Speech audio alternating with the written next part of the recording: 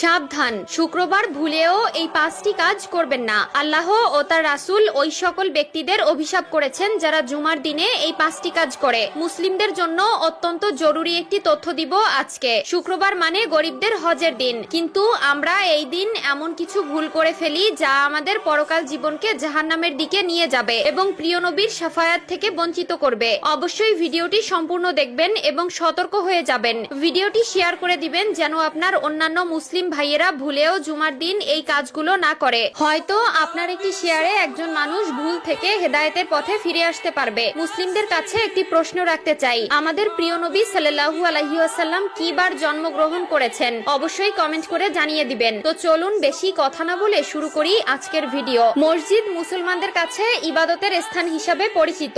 এরপরও আমরা মসজিদে এমন কিছু কাজ করে থাকি যা মসজিদের পবিত্রতা নষ্ট করে। তাই মসজিদের পবিত্রতা রক্ষার জন্য কোরআন হাদিসে নিষিদ্ধ বিষয়ের উপর লক্ষ্য রাখা উচিত। 1 নম্বরে কোনো নামাজি অন্য নামাজিকে উঠিয়ে দিয়ে বসা যাবে না। রুদ্দুল মুখতার 630। মসজিদের ভেতরে প্রতি ওয়াক্ত নামাজ একই স্থানে আদায় করার জন্য কোনো লোক নির্দিষ্ট জায়গা রাখতে পারবে না। 2 নম্বরে রয়েছে মসজিদে হারানো বস্তু তালাশ করা যাবে না, কারণ মসজিদে দ্বীনের কথা বা কাজ ব্যতীত অন্য কোনো কথা বা কাজ করা নিষেধ। মিশকাত শরীফ 654। হযরত আবু হুরায়রা রাদিয়াল্লাহু তাআলা আনহু হতে বর্ণিত, রাসূলুল্লাহ সাল্লাল্লাহু আলাইহি ওয়াসাল্লাম বলেন, তোমাদের কেউ যদি মসজিদে হারানো বিজ্ঞপ্তি দিতে শুনে তাহলে সে যেন বলে, আল্লাহ তোমাকে ওই জিনিস ফিরিয়ে না দিক, কেননা মসজিদ এই সকল কাজের জন্য নির্মাণ করা হয়নি। মুসলিম শরীফ 568। 3 নম্বরে মসজিদে দুর্গন্ধময় কোনো জিনিস খেয়ে বা নিয়ে প্রবেশ করা নিষেধ। মিশকাত শরীফ 655। রাসূলুল্লাহ সাল্লাল্লাহু আলাইহি ওয়াসাল্লাম বলেন, যে ব্যক্তি দুর্গন্ধযুক্ত খাবার খায় সে যেন তার মুখ পরিষ্কার করা ব্যতীত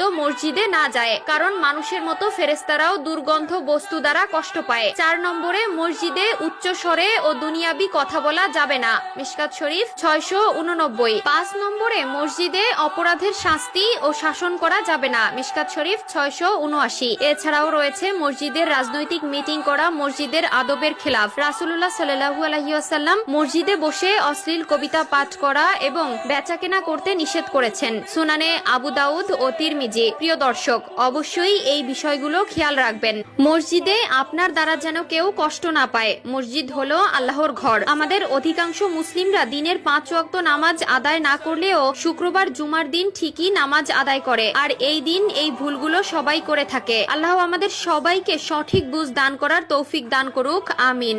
আমি জাহান্নামে পুরুষদেরকে অনেক আযাবে ভুগতে দেখেছি, যার মধ্যে একজনকে পাথরের উপর মাথা রেখে অন্য পাথর দিয়ে অনবরত থেতলিয়ে দেওয়া হচ্ছিল, যার জিহ্বা অনেক দূর পর্যন্ত টেনে